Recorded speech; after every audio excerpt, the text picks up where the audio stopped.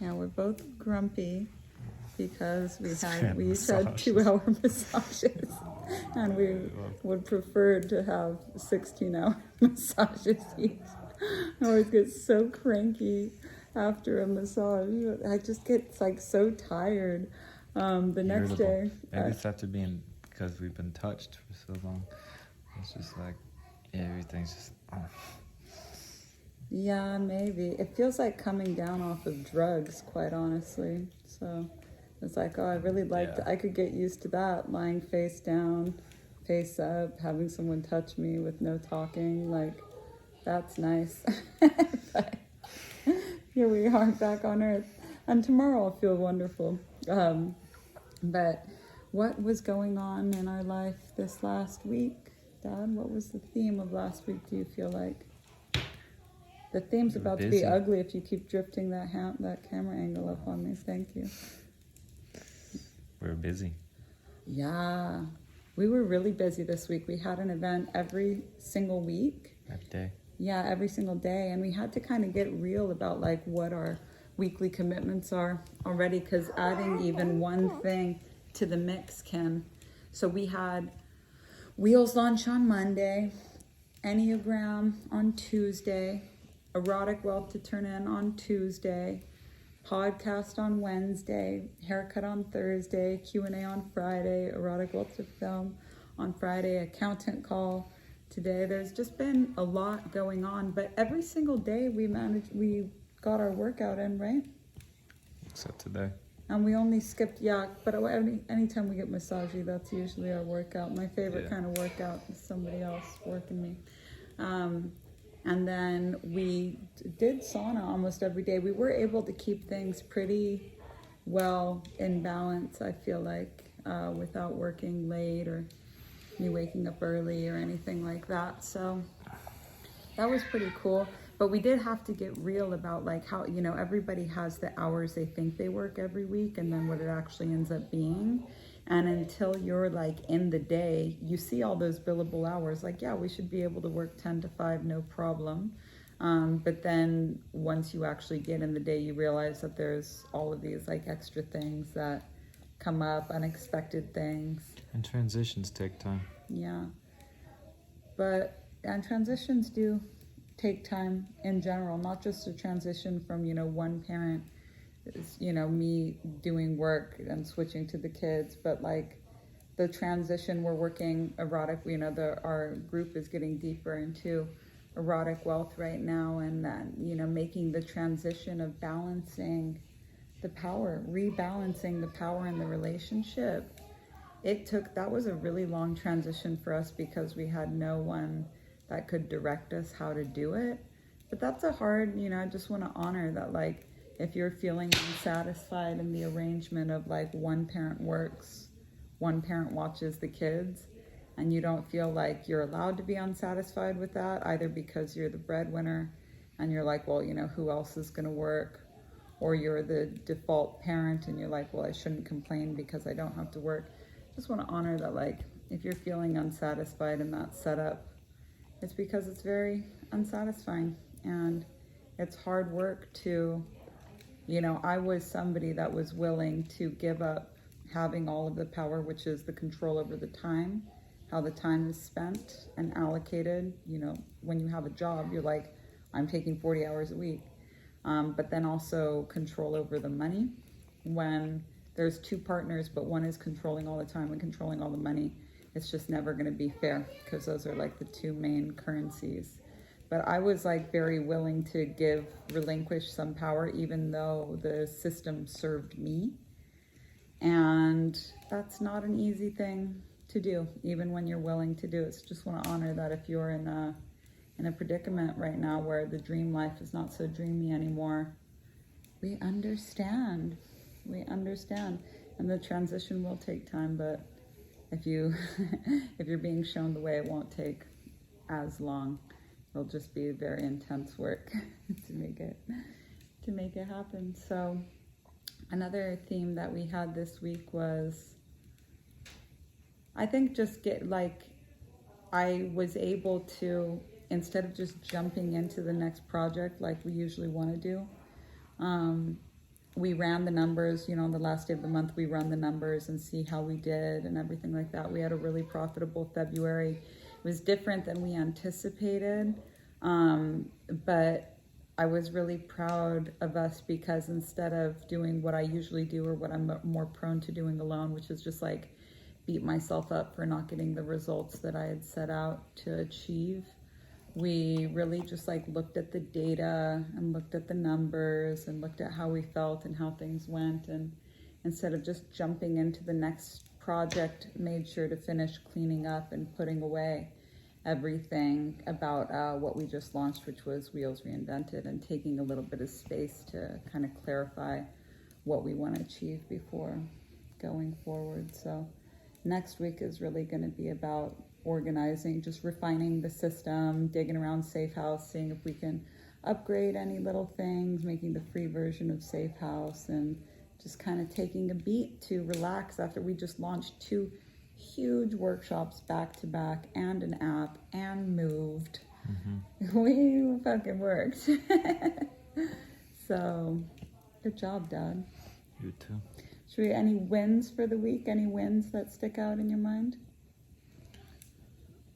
I don't remember ever freaking out, ever.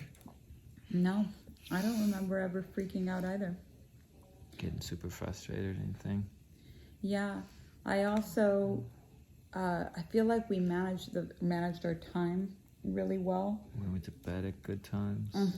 And seeing every, like the to-do list was immense for this week, but we just kind of kept showing up day by day. Yeah. People ask us a lot, like how we stay organized, and day by day, just reviewing the schedule, what needs to be done. We have behind the sink at all times, because that's something he and I are guaranteed to both look at. I feel like neither of us really respect the phone. Like if the phone's like, you have an appointment at 5 o'clock, you have an appointment at 5 o'clock, you're not going to boss me around phone, But if it's written in Sharpie on a piece of paper, we both respect it. So yeah, well, we look at the whole week, Sundays typically, so to see what's coming up, and then take it day by day. So I remember on Sunday I said it's going to be a big week, and you were like, nah. I was like, every week's a big week. How many frozen pizzas do you think we ate this week, Dad? Maybe 4. The Legos are up in the windowsill behind the blinds next to the little table with the lamp on it.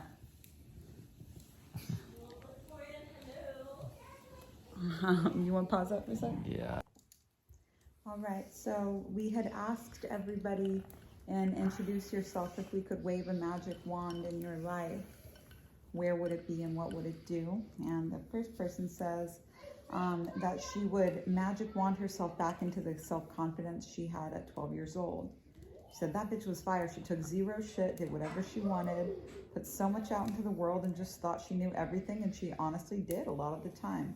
So some kind of wand to merge the absolute feralness of a 12-year-old with the prefrontal cortex development of being older than 25. So what I would like you to do is just when did that change for you? Like what happened that made you decide that you needed to be less like that and more something else? Who's a really good example of that is like Isabel Page. Isabel Page is a vlogger that we've been following for like years. But she was always like very spontaneous, had a travel blog and stuff. And then she kind of got into her niche. She got a lot, like hundreds of thousands of followers while building a tiny home and like homesteading. And homesteading, the like complete opposite of traveling. And then had become really like afraid of changing, and the whole like, when you don't have anything. When she stopped enjoying it. Yeah. When there's not, what do you mean by that? She was afraid of changing. She had stopped enjoying it, but she was like so identified with it. She had stopped enjoying it, but she was super identified with it and was getting a lot of approval for it. And it seemed to be working, that she was having a really hard time switching it up in her life. She's in that like kind of classic artist conundrum where she's like, oh, they want the homestead. You mind closing that door, Dad? They want the homestead, they don't want Isabel Page. And it's like everybody's there for Isabel Page, But that's like the illusion we get into when it's a golden prison, right? I use this analogy a lot, but it's like being like the Eagles and having to play Hotel California all the time when you have so many other songs you want to play. You guys aren't on LSD. Magic is playing with the lights. But she could pinpoint like when it was that she stopped feeling comfortable changing, and it's like, and you know, from what she's shared online, it's been around, you know, this getting a lot of followers for homesteading. But if she or you were to really pinpoint, like there was a moment where something happened where you were like, no, this is where you made a decision where it's like, I need to be like this now. Mm-hmm. And just go back and look at that memory without any judgment, because looking at it as an adult, you'll see the whole setting. Like, for example, this is totally hypothetical, but if this happened to Isabel Page, maybe a comment came up on her YouTube that was like, this is this, you're doing it the right way or whatever, this is how you're supposed to be. And it just like really sunk in. But if she were to hypothetically look back at that memory, she would see the setting of it and be like, someone commented on YouTube. And just because someone commented it on YouTube doesn't mean that that's right. You know, maybe with time you started to learn that you shouldn't build your life off of what other people are saying about you in the comments. So try and find that memory and just look back at it without judgment. Yeah. Similar thing happened to me. I thought I was supposed to get a job and get a girlfriend, settle down and all that stuff. And it was the wrong job and the wrong girl. And it felt horrible. And so I just went the complete opposite way. Mm-hmm. And then things started feeling much better. Good job, Deb. Thanks. This is a very important comment. Someone says, Onami, I loved your outfit in the Q&A. Thank you so much. As we start to drift out of winter, I'm excited to see my wardrobe come back. But I like literally don't leave the house in the winter time.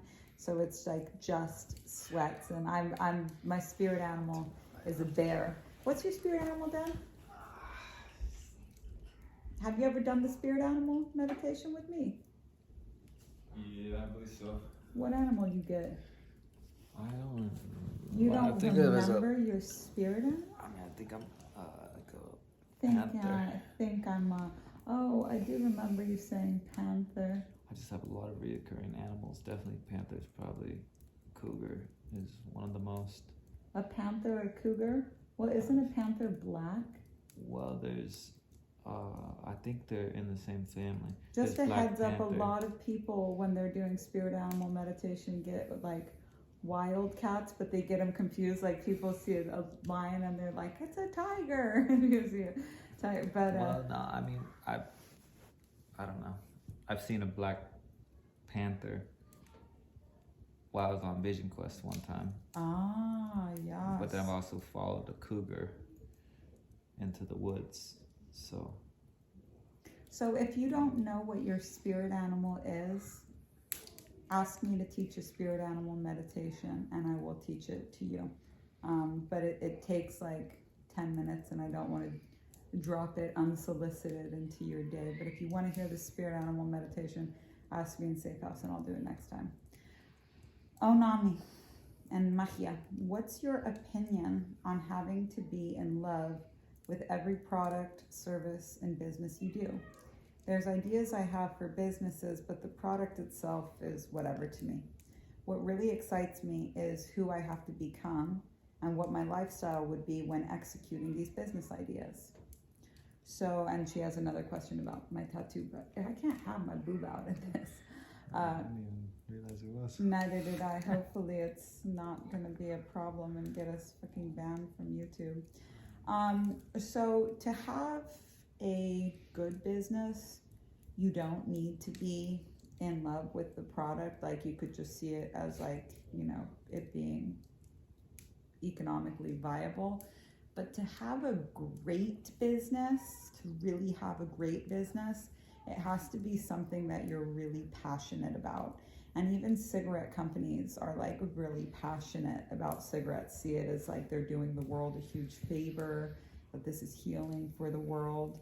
And so, you know, you're gonna fall out of love. I have, 25 different workshops. And a lot of times, if I were to sell the same one every day, I'd be pretty burnt out about it. But when I revisit the idea, who I was when I was building that workshop, why I decided I wanted to do it, I get a spark again, kind of the same way that like when your kid has a birthday and you reflect on, I remember when they were born and all that, you fall and you're like, oh, I can't believe it. So to have if you want to buy and sell businesses, and that's like what you're passionate about, like that could be your big passion, is like, I love buying and selling businesses. I'm really passionate and like taking these ideas, just lifting them off and then selling them to someone who can really take them the distance. Then that would be a way that could all make sense. But if you want to see a business become really, really, really successful, then the business has to not only be something that you're really passionate about. This concept is called the hedgehog concept. It's from the book Good to Great by Jim Collins, and it's something that we work with our customers in Erotic Wealth.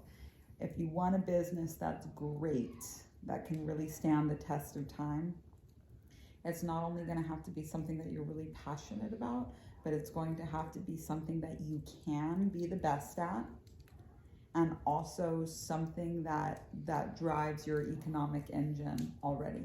So it's not like a totally brand new sprout of a business plan. It's something that that you're familiar with, something that's bringing in money, an idea this is not for just starting a beginner business. This is taking of all of the ideas you have and seeing which one can go the distance, which one really fuels your economic engine. It's like it gives you your favorite kind of money to make. So our favorite kind of money to make is recurring income. We don't care so much about having a 40K month. We care about having a 40K month every month. And so what you can be the best at, we cannot be the best at retreats. I cannot be the best one-on-one coach. I can be the best at digital education. We can offer the best possible digital education, largest possible results for largest possible group. But in order for us to be great, we have to focus on that and not all of the other things we cannot be the best at. And it has to be something that we're super passionate about. I am like an avid self-educator, avid online course taker. I've completed 2 business courses in just like the last 2 months. So I'm super passionate about it. I'm super invested in that industry. And so for a great business, you are going to need that. You got anything to add to that? A lot more sustainable on yourself if you love it. Yeah, because for every single business, like there's going to be a point where you're over it. And if when you're over it, you can return to like why I started it, you'll get a whole new wave of energy that'll allow you to see it through the tough times. But if you just started it for money, then like you'll just be like, whatever. And like at some point, unless you're specifically interested in buying and selling businesses over and over again, and you actually have history with this, you're not just like, oh, I could sell this business. You actually have sold businesses before, because there's a big difference, as much as the difference of people that talk about writing books and people that actually write books. Like you only know once you've sold a business if you make sellable businesses or not. But if you return to your why and it was just about like making money, then it's not going to be a thing. Also, I've been dying to know what the tattoo on your forehead says. I like to tell people it says gentleman, but it says gentleness. And I was told by a past life reader who I absolutely love, it was like my first past life reader, that gentleness was the answer for all of my problems, past, present, and future, all lifetimes. And when she said that, I was like, ew, gentleness, like gross. But increasingly important to me. And that was like, I guess could be considered one of our first dates, is going to get our faces tattooed. That was total normal for us, but I think some people might consider that like kind of wild. Yeah, I remember I was still teaching martial arts, and my instructor came and he's like, oh, should have mentioned not to get your face tattooed. Oh, and the funniest thing was that But late. Magic was like stalling and telling his dad I was pregnant for so long. For so long. And then when he finally told him, it was like blurted out. I'm always pregnant, like right in front of me, after I'd been hiding in the kitchen to avoid like the drop. Well, you missed, but it was after he saw my face tattoo. Yeah, no, I know, but that was cutting to the point where you actually did tell him. But the day that he was supposed to tell him, yeah, that's was when he ended picked up me being up, the face and, tattoo yeah. reveal. So I didn't want to. His dad Double. was so upset. My dad gets sad about every tattoo, even if he doesn't notice my tattoos really anymore. But if he does, he doesn't even know what they are, what I got. He just gets sad at the idea of me getting one. That's funny though, because you said that you didn't want to do a double whammy, and he took when he found out that I was pregnant, I'm standing right there, and he goes, Magic, we talked about this, because I guess he had given him the lecture of like, don't get her pregnant too fast or something. And I was so unsatisfied with that I told my little kid friend who was there hanging out, my friend Avery, who I think was 7 at the time, I was like, tell him it's twins. A literal double whammy. Yeah. I'm so naughty. Okay, so the accountant's going to call at any moment, but... Should I get the headphones for you? No, it's fine. We can just do it on speaker. She says, also, I've been dying to know what the tattoos on your arms where the images are going in a circle. And that tattoo is an old wood carving. I can't even remember the guy's name now, but it was basically a pamphlet against physiognomy, which was how they used to decide if people were like guilty or not in the judicial system, was like the shape of their nose or something. And so this guy created a fictional, you guys can't really see here because I'm like nursing my baby, but it's supposed to represent different levels of sanity. And he was like, oh, I invented this machine where anyone can go and like pull on the weight and it'll judge if they're like sane or not. And everyone was like, wow, great. Like Nazi eugenics. yeah, I guess so. But once everyone was like, great, he was like, this is fake and nothing like that exists, and physiognomy is ridiculous, and this concept, like the only way that you can prove if someone is like innocent or guilty is to, you know, have a fair trial, which we still struggle to do to this day. All right. I would want a magic wand to show me the best teachers all around the world and send me off so I can learn as many things as possible and travel at the same time.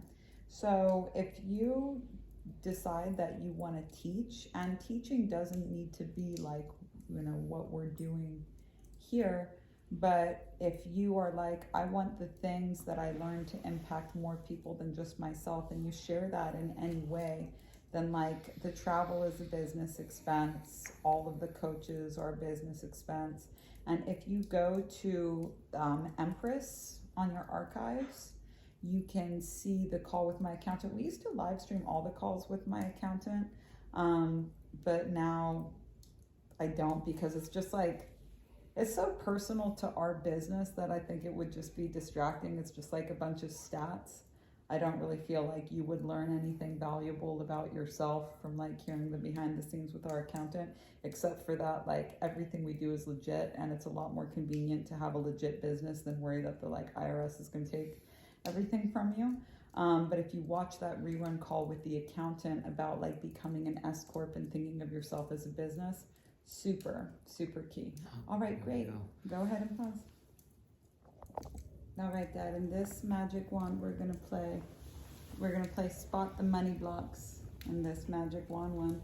I want you to listen very carefully and to raise a finger every time you hear a money block. I'll also kick you with my leg down here when it's I'm just kidding. Okay. I would want the magic wand to bring the collaborations I need for a successful career and helping others without selling my soul.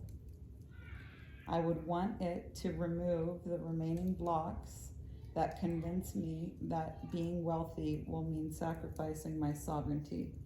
How many money blocks you got there? 3. That's very good, Daddy.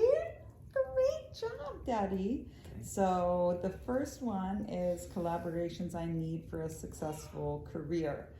Collaborating is a tough one, and I really always invite people to look really deeply into collaborations and any beliefs behind there that you might need to collaborate. You don't necessarily need collaborations. You don't. It might work, it might not. But a lot of people feel like they can't do it without someone there believing in them and keeping it going. And basically every time we say like, I need this, it's indicating something latent, dormant inside of you. I didn't know what latent meant until a couple of days ago, so I'm using it. What? So now you're using it? Well, I tell people what it means. Latent means dormant. So I thought it had something to do with latex, something else that I'm not very familiar with. But lately,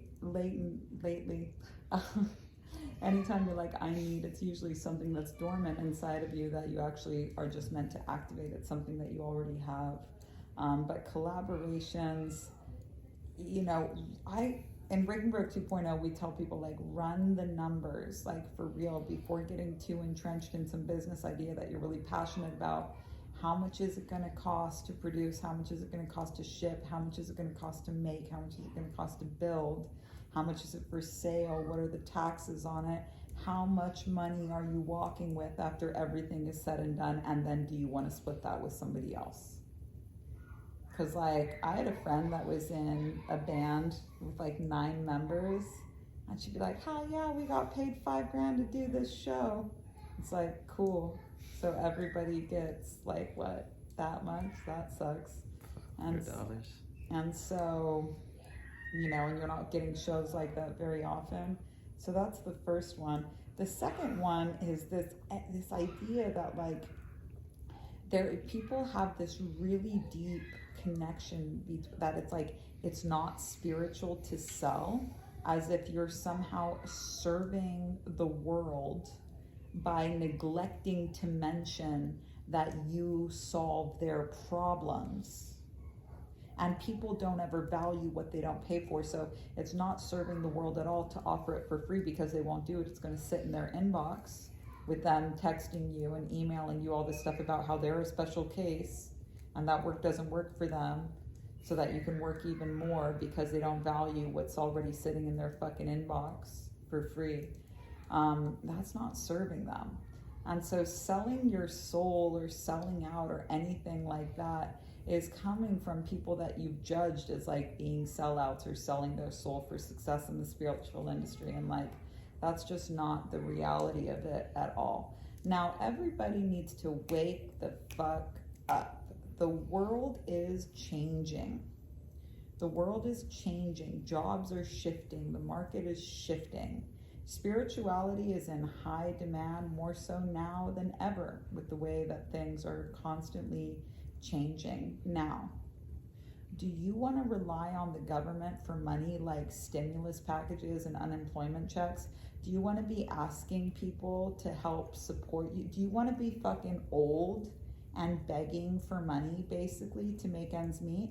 Would you like to be the type of spiritual person that can't help anybody because you're busting your ass 40 hours a week at some bullshit startup? Like, what kind of life you want to have? Do you want to spend this life helping other people? You better get comfortable as fuck charging for it. Otherwise, you're going to be begging other people to help you, which isn't helping anybody. And that life's going to suck. And the government can't be relied on to support you. So what's it going to be? You want to worry that other people are going to think you're unspiritual because you're like, this is how much it costs. I solved that problem. It took me 5 years to learn how to do this. It'll take you 5 days if I teach you directly. Would you like to pay me money to save you that time? Yes or no? No. Bye. No problem. Do you seriously want to potentially jeopardize your entire future, your stability, your happiness, your fulfillment, and jeopardize all the other people that have signed spiritual contracts to be healed by you in this lifetime because you're worried that someone else might judge you for selling your soul to be financially independent and spiritual the same way you've judged other people? Or you want to break that cycle now by no longer judging anyone else for being a sellout and then not worrying that anyone's going to be judging you. But decide, because I was on a very famous spiritual teacher who died recently. I was on his mailing list. I'm not going to say his name because everyone's so attached to him, but I was on his mailing list all the way up until he died. And there's like one of the big guys. And it was all asking people for donations to help cover his hospital bill, because this guy never wanted to fucking charge for what he did. And I looked at that and I said, I wasn't judging it. I said, that's cool. This guy's clearly enlightened. I don't think this bothers him any. But I do not want a fucking team of people working for me, begging people in the email for donations so that he can have his hospital bill covered. Because I know what it's like to beg for donations. I did that my entire life until I was 13 years old and ran away from the cult. But I'm not living that life like that. And I'm not leaving my kids with my bills. Fucking period. Okay? You got anything to add to that, my love? No, I mean, yeah, you're seeing it with your family. Tell me how. With the position that your mom's in. Oh, yeah. Yeah, for real. So. If I could wave a magic wand, I'd have someone pop into my life who could distribute my content, brand, and mission to just the right people, and I wouldn't have to worry about getting clients. Lol. Lol. So there's no angel that's going to do your marketing for you, nor should you ever pay anybody to do your marketing for you. You know why? Because the second that you hire somebody else to do your marketing, you lose your ability to make money from your own customers. Let's pause for a sec. So when you mind my boobas, you keep an eye on, just watch my tits. Show me with your eyes what it's like. There you go. I don't want to see. Yeah, you're on blanket watch. I can watch on the camera. If you hire someone else to do your marketing for you, and this succeeds in like any small way, it's actually going to be so much worse for your business in the long run, because you spent this whole time trying to create your own business, and you now can't control the money that you make, because you can't just go to your customer and be like, this is what it is, this is why it's valuable, and this is what it costs. And like, not just detrimental for your business, but detrimental for you to have no idea, because you can't even get someone to market for you without telling them this is valuable, and telling them over and over again, this is what it is, this is why it's valuable, this is why you should care about it. Like, and you would need to be telling that to them all the time anyways, so that they could have fresh marketing content for you. If you would have to tell them, like, why wouldn't you just tell your audience directly? But so many people, and you know who's my like favorite example of this? Is I'm Wiley. It's Wiley May. Wiley May, do you have a message for the world? No, I'm not here, world. What? I'm not here, world. Wiley's whole world? Yeah. I love that. Okay, Yeah. stoppy. Yeah. Yeah, camera. Now, how about a big, beautiful smile? Now, how about a little song? Twinkle. Is that the song you want? Oh, ABCs. No. Okay, time to Okay. go. No. So an example of this, no one will do your marketing for you, that I love is Tom O'Neill, who wrote an awesome book called Chaos, which is about the CIA, not the FBI, the CIA involvement in the Manson family. And this guy spent 20 years writing this book. And he wasn't just writing this book like for himself, like he had a publisher and everything. But even with the publishing deal and all the promo and everything, the book just did nothing. And that was like 20 years of his life devoted to assembling this knowledge, just like a crazy amount of time to spend working on something. And even with the publishing deal, it like flunked, because back then you used to be able to rely on a publishing deal to get you famous when you weren't famous. Now you have to be able to do your marketing for yourself. You have to be able to do your PR for yourself. People want to meet the author. They want to meet the maker. You can't hire someone else to do this for you, because it just doesn't work. And if it wasn't for him having the opportunity to go on the Joe Rogan podcast, because somehow that book, even though it flunked in its first publishing, made its way onto Joe Rogan's desk, which means that Tom O'Neill made it onto the podcast, like that book, 20 years of his work would have just tanked. And in that 2-hour podcast that he's doing, he's marketing the book. And it's so easy to market the book because you just tell the story of how you made something. Marketing is Marketing is just allowing your customer to feel seen and heard. And they feel seen and heard when you share your vulnerable story about who you were before you learned how to do this thing.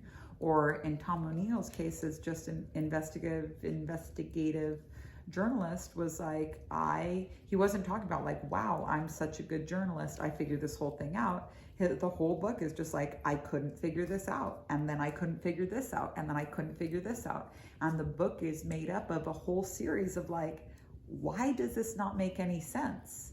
And we feel like, oh, we need somebody to show up and show the world this perfect polished side about how I come to the conclusions I do, or how I make the things that I make, when actually it's just you learning how to be vulnerable and show up and say like, I was pretty fucked until I figured this out, and it cost me a lot of time and a lot of money, but I figured it out so you don't have to, and you pay me for that. So in Breaking Broke 2.0, we hit this from a few different angles. Who can this serve? But there, in the Empress and the different Empress replays, we have a lot of different, we talk about advertising and marketing from all of these different angles. And then I'm super excited because when Fuckless comes out later this year, it's all about authenticity and marketing. So there's an internal and an external function of it. The internal function is that we get you authentic just for you, for your own integrity. But then the external side of it is like how to show that in marketing, objectively, marketing the way that you're uniquely designed to, not how I'm designed to, he's designed to, anybody else. It's not, it's an investigation. It's not a strategy. Well, and how do you feel about, as a teacher, students need to come to you. You don't go up to someone and be like, hey, you need to be my student. Yeah, it's unsolicited. You're always going to have a bad time with unsolicited advice, but if people are following you, they're soliciting it. So feel free to go as much as possible in your public spaces in that way. But I wouldn't recommend going too deeply in private conversations, because if people don't pay for it, then they don't value it. But it's going to take a while. Just try this. Sell every day. For 40 days, sell every day and see what happens. We should have put that in Breaking Broke 2.0, is sell every day for 40 days and see what happens. Did we do that? Did we say anything about that? I don't think so. Oh, you know what? We should put something like that. Remind me seriously, after we do the next question, send me a text message to remind me to add that in on the homework where it says what's for sale and how many needs to be sold. So I was literally, as soon as I answer this next question, you text that to me right now because I don't want to forget. And that picture's so cute of my day. So the next question was from someone saying, I would love to be a case study for Wheels, and how can I do that? The case studies for Wheels are first come, first serve. There's about 4 pages of Zoom, but I can only case study with people who have their camera on. And when I say who wants to be a case study, hands raised. I don't see the same case study more than once, so you will get your chance if you're there on the calls. And as far as like doing an evening call, I don't have anything like that set up yet, but I would love to know your guys' feedback in the Wheels Reinvented room. I would probably do, of all of the calls, probably Anahata would be an evening call so that my friends in Australia and Europe could attend. We would do that call at 5 p.m. Eastern time, but I want to hear from you. It's a big deal for me to change the timing of things. It's a big deal for our family as well. So really loudly, please encourage me in the Wheels Reinvented chat. If you're listening to this, I know that you're on top of your shit, that you're engaging with the work, but like, let me know loudly, like, please, yes, do this. We need this. Like, it would be great. It would be the Anahata call most likely. Where does the 120 days number come from for the soul to enter the body of the baby? So that is from the Kundalini perspective. It's also from my own experience with pregnancy. It's about the time that you can start to feel the baby kick for the first time. Will be right around there. And in human design, I'm not sure if it's 120 days. I know that so like September, I'm born on December 26th. September 17th or something was when my design was solidified. So I think that's a little bit more than 120 days, but in like the general area. So from the human design perspective, having the design be solidified. Also in Hinduism, I've heard Sadhguru talk about the 120th day and stuff like that. But Kundalini also comes from there. So it's from that world. Thank you for the case studies today. I seem to remember from your book that you talk about clearing the chakras in order. If I got that right, how do you help people to start with the Muladhara versus going with whatever block is tied to the I feel like statement they begin with in the first session? So we'll start with that one and then we'll do the next one. So when I'm working with somebody one-on-one, I can make sure if you get all of your chakras cleared within the same 3-6 month process, then that's fine. But the problem with this is that a lot of people just get really like high on one of them and then miss spots and then give up on the work, and they don't have like, they don't hold themselves to it. But when I'm working with somebody, I can usually in the intake just see where they're most out of balance, which one they're most gonna have to work with.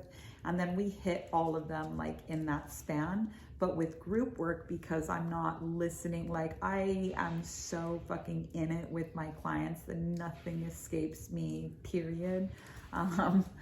But when I'm working with a group and I can't have that level of like surveillance, then we just have to do it in order.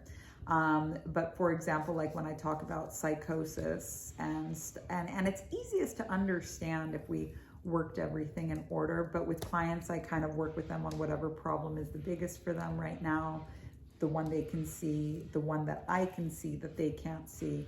And that's how we put it all together when we usually end up hitting all of the different blocks. But for group work, it's got to be in order, because especially if you want to teach it to others or assist others, it's really important to know that like you can only clear shame so much if there's still guilt underneath it. Shame being the block of the second chakra, guilt being the block of the first, because that unstable foundation is going to keep causing imbalances in the second chakra. If you imagine the first chakra like two pillars, the second chakra like a bowl of water on top, if we have those two pillars in balance, it's going to continue to create imbalance no matter how much we clear the shame, because it's coming from all of that lack of alignment downstairs. So that's why it's important, especially for teachers. I heard you say that we can do this on ourselves. Do you have any tips on how to stay in the emotion while still following the process? So I used to make it so that people had to work with other people in order to graduate, but I'm like a big self-initiator. I hate coordinating with other people's schedules, don't like working for free or getting on the phone, don't like meeting strangers, you know, I just do. And I love to give people these same tools. So but also like you'll, as a result of like only not having anyone to practice with, I was pretty nervous before my first, 5-10 sessions. All of that would have been alleviated if I was testing the work on people that were like down for it. So it's up to you if you want to practice with somebody. It's really easy to find someone in the chat who wants to practice with me. And as we get into the chakras, I'll always give opportunities for that. But if you're doing it on yourself, you have to not be willy-nilly about doing this work. You set an intention. I am going to get to the bottom of my guilt today, period. And when the reason why we do that whole aspect in the trauma process about animating the feeling and really like zooming in on the feeling is so that you can find it again easily. And so if your mind starts to drift off, your mind is not your feelings. So your mind's saying, it's snack time, this is not gonna work, we gotta go, let's do this, let's think about that, let's plan this. Come back to the feeling, just repeat the feeling to yourself, this slow feeling that's in here, that feels like this, that looks like this. and just stay with it. But you're gonna have to be disciplined. And if you tell yourself, I'm not fucking getting up till I get to the bottom of this, something will come up. Could we practice with each other based on what we learned today, or should we wait? Go for it.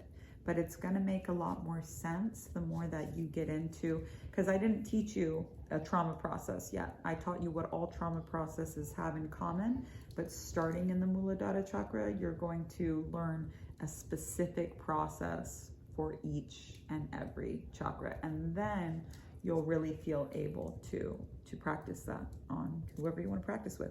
I just wouldn't recommend practicing with your family members or even like your boyfriend. You do this one. If I had a magic wand, I would use it to dissolve the fear of getting off my medications. Just do it and not have to go through the shit part. I don't think I need them, but I've got a lot of mixed feelings about it. I just want to say that like kicking medications is really, it's hard. And anybody that says it's easy, like has never done it. You know, early in the love and light spiritual community, they're like, oh, it's just a belief, you know, that writing a book is hard. It's just a belief that kicking medications is hard. It's like, no, it's like hard as fuck. And we just opened up where it should be done by next week. But if you sign up for the Safehouse free, you just go to the Discover part of your app. And if you're not on our app, you can download Safehouse Global from the App Store and just click to the Discover page, sign up for the free one. And there's a community there. And one of the first things I made for it was a room for pharmaceutical detox. No one has, we just started sending out little private invitations here and there to the app. So you'll be some of the first people there. I'll be around just in the beginning to get all y'all talking to each other, but the live community part with me is really just reserved for our Safehouse members. No shame. I get very immersed in a community, so I have to not spread myself too thin here and make sure that I take care of my students that are paying me to learn from us this year. But being surrounded by people who are also on that path and that you can learn from, like one of the best ways to prepare yourself for birth is to listen to a lot of different birth stories with all of these different ups and downs and plot twists, and some are an hour, some are fucking 4 days long, some are ecstatic, some are painful, some are breech, some are retained placenta. All of these different things still constitute the realm of normal birth. And so being able to hear a very broad spectrum of all of these different experiences that just constitute the pharmaceutical detox experience, you won't feel like a lonely, like special case that your struggle is like, you know, extra hard, because of course it's hard, but like if you felt like your birth was extra hard, you'd feel like you'd need to go to the hospital because it shouldn't be this hard because it's not normal. And when you understand that like it is normal that it's hard, like of course kicking like hardcore, it's kicking hardcore drugs like straight up. Except for like hardcore drugs, you're not in, by the time you're taking hardcore drugs every single day, they're like, you're a full-on addict and you'd expect a really hard kick. And anytime you were feeling weird, you'd be like, it's the drugs. But with pharmaceuticals, you're on it every single day from when you begin. But when you kick it and you're feeling weird, you're like, oh, I'm crazy. And you're not like, oh, it's the drugs. It is the drugs. Any fucking thing you do that's weird, just stay the course. Relapse is a part of recovery. You're gonna go off and back on, off, back on, off and back on, while you figure out what works for you. But unfortunately, like I've had so many experiences in my life, but I've never been on pharmaceuticals personally. And you have, but not prescribed, not. So I can't speak to that because I have not personally done it, but I know so many people that have, and I just, even though there's hardly anybody in that room now, I hope there'll be at least a few people there sharing their experiences or putting down what it is that they're going through or just where they're at with that. And if you need like bigger community right now, like I think that Reddit is a good place to meet and talk to other people that are going through detox, so that you can see the really broad spectrum of what it's like to kick. But with birth, everyone's saying like, oh, you know, hope it's easy, hope it's easy. And this mentality of like, I hope things don't get hard is such a weakening mindset. It's much better to cultivate the mentality of like, whatever it is, I'll handle it. I hope it's fucking hard. Fine. It's not, birth is not supposed to be easy. It's not supposed to be pleasant. It's a transformational experience. Kicking pharmaceuticals is not, it's not gonna be easy. It's not supposed to be all sunshine and roses. If it was, there'd be no shortage of doctors. There'd be as many doctors helping you kick as there were helping you get on it in the first place. So I hope that by opening up this room free to the public, we can start to like normalize this conversation about getting back to whatever your natural state is. Because when you know what like the bottom is, like you're not free falling anymore. And it feels a lot better to be at the bottom with something than to be like, I wonder who the fuck my medications are gonna make me today, or what I would, or just wondering like, you know, who you are. I'd much rather be at the rock bottom of being like, fuck me, I'm a different person every single day, but it's me, and not just like I'm on drugs. Like I'm literally like on drugs. So I hope that helps, and with time, I hope that can become a really thriving community where people can just share the experiences of it without criticism, judgment, or analysis. That's what I hope. You got anything to add to that? Just go do it head first. I mean, I guess love the shit, and it won't be forever. It won't be forever. Nothing's forever, you know. Storms don't last forever, and then when you see that sunlight come out, you feel it. It feels amazing. So, just ride it. If you stop feeding them into the system, they will eventually leave the system. It's not going to be forever. It's not possible. And something that I would be cautious of is getting like too deep into researching like withdrawal symptoms and stuff and looking for them in yourself.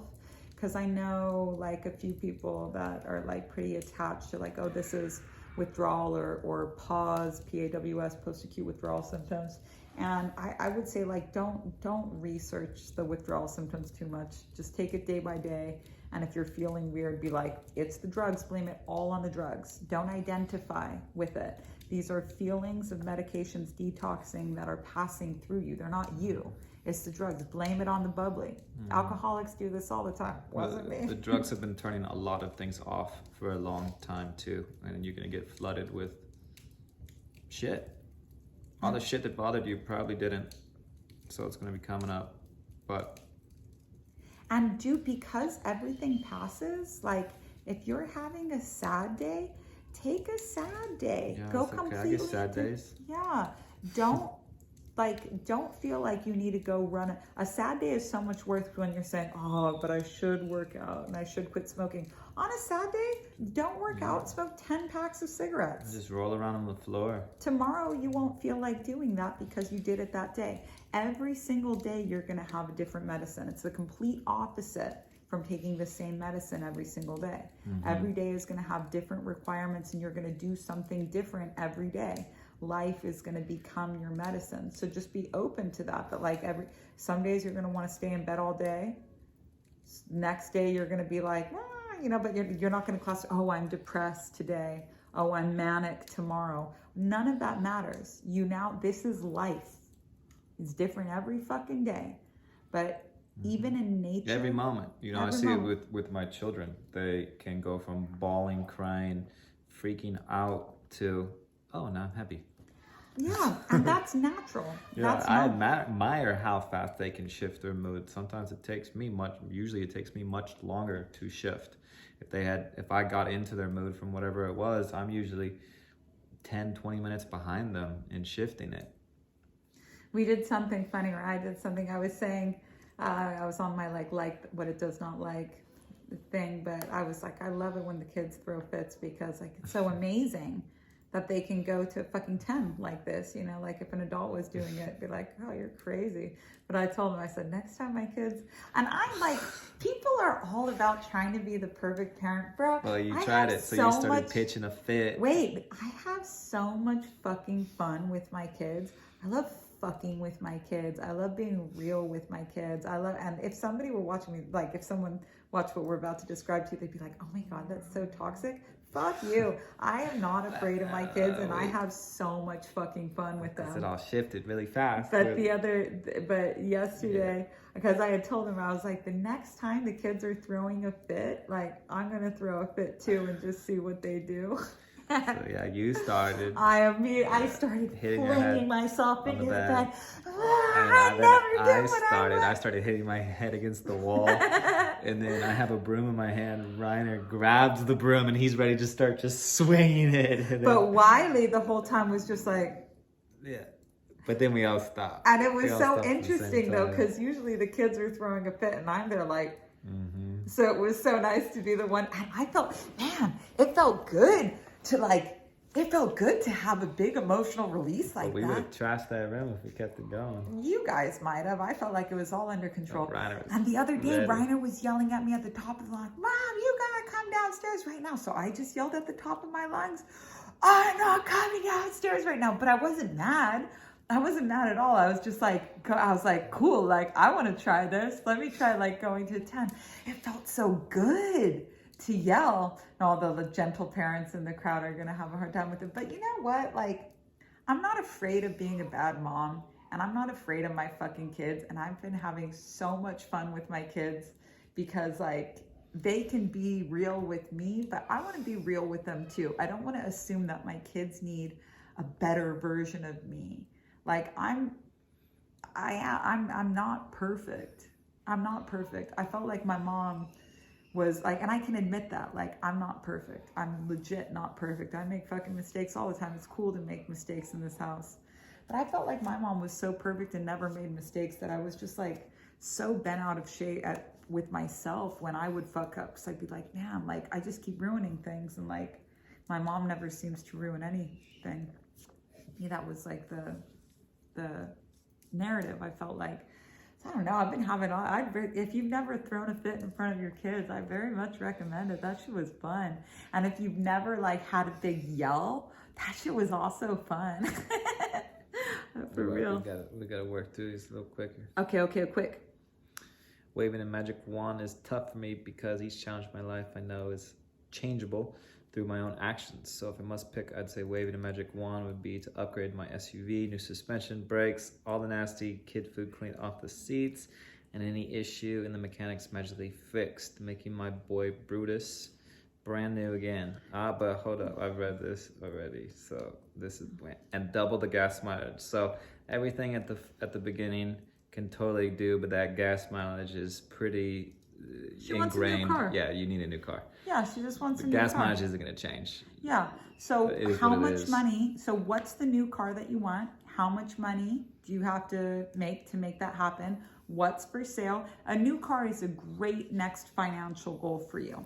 Yeah. So I would. Yeah, and even if you're on payments, it's great for your credit to be paying those payments off. Like, you know, that was something we just talked about loans, home loans. It would look good if I had more that I was paying off, and I don't. We paid off our vehicle. Oh, then Dad, we should just get a. Oh We yeah, already talked about okay. that. We'll talk about that some other time then. So yeah, Just admit to yourself that you want a new car.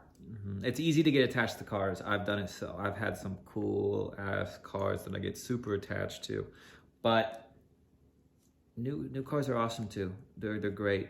They're great. It's great having a dependable car. My cool ass cars were also breaking down all the time. I couldn't travel more than 30 minutes on them, and now I Didn't have you have a car that would only go like 10 miles an hour too? no, and now we have a truck that's taking us across the whole country Multiple times. with Never trailer has with broken down even once. No, Amazing. only batteries died, and that was easy. Clean your car. Sell Just it. set a fucking day. Clean your car. Make it as nice as you possibly can. Get it in your head what kind of car you want next, how much can you get for your current car, how much more money are you going to need, and then like become literally obsessed with that vision. Do your work on money blocks, show up and sell every single day for 40 days, see what happens, what's for sale, how many needs to be sold to make that happen, and just, no one's coming to save you. No magic wand in this one. You're going to do it for yourself. The magic wand has business written, abracadabra business written on it. A very Carrie Bradshaw joke. Continue. When will the first Wheels case study call replay out? Immediately. Hopefully people already have that. I Okay, great. Yep, perfect. Thank you. Okay, next one. I'm an independent contractor working at 22 an hour. I've increased my rates with my current client to 30. They declined my offer and want to only pay me 26. So I'm conflicted on what I should do. The job with the family is taxing on me energetically. What should I do? Only $400 extra doesn't seem enough for me. This is part of just okay, wonderful. Update. Okay, so going through the grieving process. Okay, jobless, she's scared but excited. Going through the grieving process and it hurts. I feel lost without anyone to discuss these emotions. What's next? Okay, so first of all, you can go to Feelings Room any day and discuss these emotions a lot. Just get it all off your chest. You can do a painkiller on the family and just go to my website, mommyonami.com/painkiller. Do that meditation. You're gonna start to feel better. Now think about where you would like to work. And I really feel like if we were looking at your tarot cards right now, we would see a lot of major arcana telling you that this is not a little decision of like what job is next, but like what do you really want out of your life? So do you want to cut your own paycheck eventually? Do you want to continue working for other people? What kind of life do you want to have? What kind of savings do you want to have? What job supports that? And even though you'll probably need to get a job in the interim, I wouldn't recommend going from unemployed to trying to start a business, because a business is going to take about 2 years to become really profitable for you, to get you out of that terror to elation swing where one day you're like, I work for myself, the next you're like, I work for myself. But finding a job that's like this, at this job, I want a job where I can study at the same time as working. And then what kind of job, where could you work where you could get paid $30 an hour and still be able to study in the meantime, et cetera, putting that all together. But really get clear about what kind of life that you want to have in the next 2 years and the next 5 years, and only make decisions that support that. So spend, give yourself 2-3 days of like, all I need to accomplish in the next 3 days is creating the vision of what it is that I actually want. And then if there's a job that you want, a place that you want to work, a family that you want to work for, whatever, write them a personal letter of why you want to work there, what you love about what they're doing, and how it is that you want to help them. And people are always looking for help. People are always looking for good help. So if you write a personalized letter, if you write 10 letters to the 10 top places that you would want to work and why, definitely get a response. And honestly, if only one says yes and 9 say no, none of the 9 are going to say no outright. They're only going to say not right now. So you could have a wait list of 9 other backup jobs that are very in line with what you want to do, and just go for it. But man, I follow this lady on TikTok who built like her Airbnb cleaning business started it with $80 and grew it to 6 figures within 6 months. And if you're like determined to make it work, like you really can, doing just about anything. Like there are always, you just have to have that mindset of like, I'm gonna grow this fucking huge. I'm not afraid of being organized. I'm not afraid of paying taxes. I'm not afraid of studying business. I'm gonna make this fucking work. All right, speed round. Magic wand, it would be over my love life so that I may fully receive and accept love and call in the highest imaginable loving partnership. So the funnest thing about manifesting a partner is you get to play the dating game with the universe, which means that the universe doesn't send you what you want. The universe sends you what you are. So notice the type of the person you attracted most recently. How were you so different? And then take that statement of we were so different because he was an addict and I wasn't, and sit with it until you accept that's actually how we were the same. They had substantial addictions, I had emotional addictions, and work on that piece. And then as you know, the eligible bachelors or bachelorettes start to show up in your life, you can be like, I like this person, but not that thing about them. And then recognize that that's something that you also want to work. And just keep upping your standards. Get really clear about like what type of partnership you want to be in. And don't think, if you want somebody that gets up and does yoga at 7 o'clock on Saturday morning or wants to go hiking in the morning, you're not going to meet them at 2 a.m. in a bar on Friday night. You will be much more likely to meet somebody, go do the things that you love to do. Exactly. If you want someone that'll go hiking with you, just do what you love, and they'll be there on. Don't do what you think you need to do. Do what you love. And don't delay any upgrades in your life. If you don't see yourself in your wedding dress smoking a blunt, or smoking a cigarette, then give that up now. If you don't see yourself being a mom and drinking, or being a mom that doesn't have any money, like, start your business now. Quit smoking now. Quit drinking now. Start working out now. Do all of these things now and just go do what you love, because it's way better to meet somebody that's aligned with your interests than any amount of like potential in a bar. Word. I'd like to integrate breath work into my life. Where do you recommend I start, or do you have a daily practice to share? The best breath work I recommend that everyone starts with, I do this for years. You can see this breath work in Spirituality 101, which is on your dashboard. But the Samavriti, there's actually 3 types of breath work on there.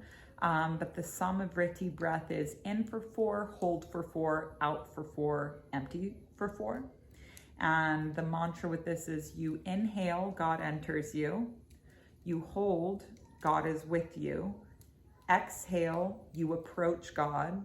You hold empty, you surrender to God. That comes from Sri Ramana Maharishi, or Maharshi, I don't know. Sri Ramana is how I know that name. And that's some old ass wisdom in there. But in for 4, hold for 4, out for 4, empty for 4. When there's no breath, there's no mind. So in those spaces in between the inhale and exhale, also from like the Shiva Sutras, the foundation of all Tantra, all of that magic is coming from the space in between the breaths. So I would start there. This isn't super relevant to a specific course you're holding, just something I've been experiencing lately. I'm uninterested in most of the people of my life. Not that I don't care about them. I feel as though I've outgrown most of them and no longer have any interest in much of what they're doing. Do you relate? Is this common when someone's deepening their spiritual practices? Yes. Yes. This will happen. Yes. Yeah, and it's only the beginning. Oh, my accountant is calling me again. And it's only the beginning, man. If you think that stopping resonating with your friends is thing, wait until they start to hate you. Right? So, and yeah, move on. Maybe they'll come back around. Maybe they won't, but that's okay. Yeah. What, are you going to fake a whole personality so that they don't get insecure around It's you? It's easier for you and for them just to move on. Yeah, you don't have to explain things either. I use this analogy all the time. If you were like, I want a bigger butt, so I'm going to clean up my act, I'm going to adopt all of these practices, I'm going to do the fucking squats, and you put in all of this work, and then your butt gets bigger, and it doesn't fit in your pants anymore, and you're like, fuck. Now, when this happens, you're not like, fuck my stupid ass. You worked for that. That's what you wanted. And you're not like, fuck these stupid Maybe I'll pants. keep these pants in case my ass gets smaller. Yeah, you don't want to do that. That's a really, really bad idea, because you're saying saying you could lose it. You're saying you could lose it. Yeah, something that's really meaningful to you. But also, you're not like, these fucking stupid pants, because those were your fucking favorite pants. Remember how you liked those pants? Remember, they looked great at that time. They looked great with that outfit, but we're not doing that anymore. So lovingly send them on, and you don't need Someone else will love those pants. Yeah, you don't need to tell the pants, hey, like, this is why I'm letting you go. Yeah, exactly. It's better to not. Absolutely don't. They don't want to be taught. You're not their teacher. They don't want to hear it. There's no point. You're just asking for drama. Yeah, don't need to explain it.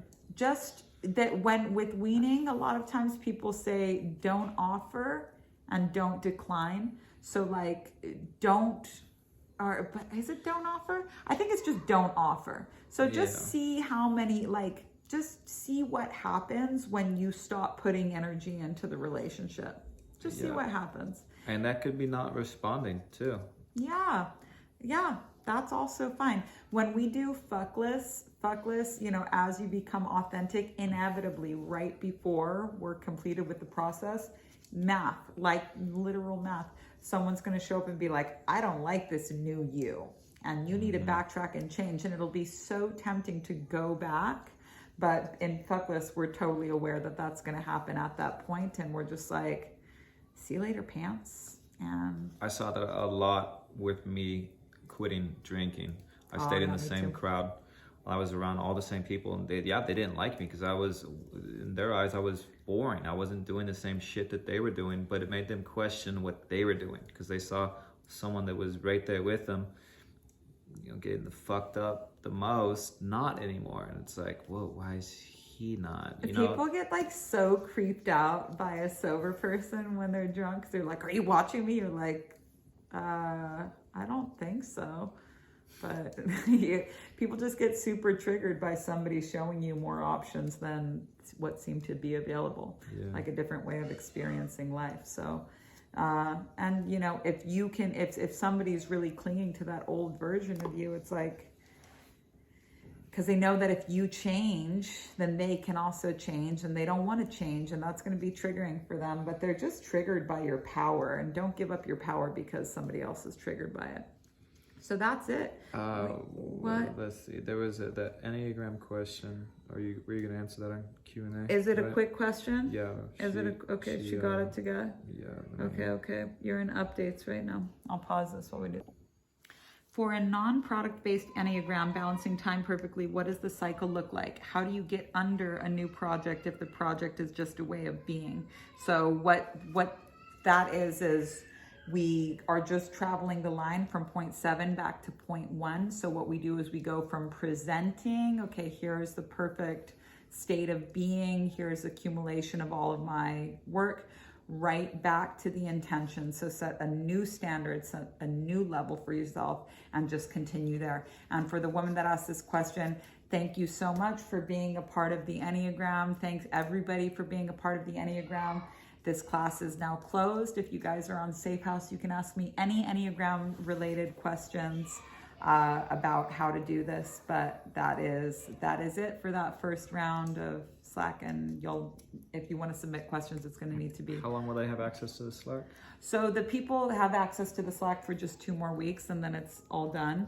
But that first round of case studies for the Enneagram, they get the added bonus that they have lifetime access to that particular workshop because they were my case studies round.